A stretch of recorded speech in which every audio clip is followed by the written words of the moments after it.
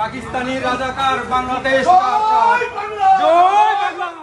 জেনেভায় আইন উপদেষ্টা ডক্টর আসিফ নজরুলকে হেনস্থায় ৩ মাস্টারমাইন্ড চিহ্নিত।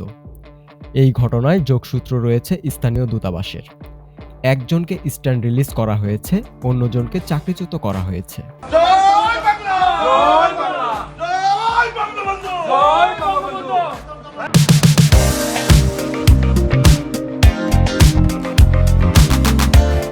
দূতাবাসের লেবার কাউন্সিলর মোহাম্মদ কামরুল ইসলামকে স্ট্যান্ড রিলিজ করা হয়েছে।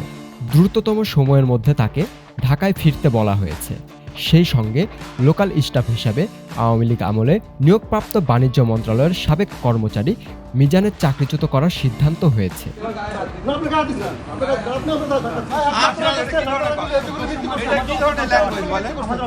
হেনস্থার ঘটনার ৩ মাস্টারমাইন্ড সহ প্রায় সবাইকে শনাক্ত করে তাদের বিরুদ্ধে আইনানুগত ব্যবস্থা গ্রহণের প্রক্রিয়া শুরু হয়েছে বলে নিশ্চিত করেছে পররাষ্ট্র মন্ত্রণালয়।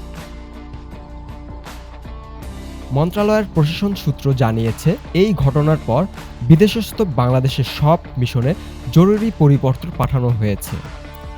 সেই পরিপত্রে মোট দাগে 2টি বিষয় উল্লেখ করা হয়েছে। 1. সরকারের গুরুত্বপূর্ণ ব্যক্তিবর্গের বিদেশ সফরকালে যথাযথ প্রোটোকল ও নিরাপত্তা নিশ্চিত করা। 2. যে কোনো অনাকাঙ্ক্ষিত পরিস্থিতি এড়াতে রাষ্ট্রদূত সহ সকলকে সর্বত্রভাবে সচেতন থাকা।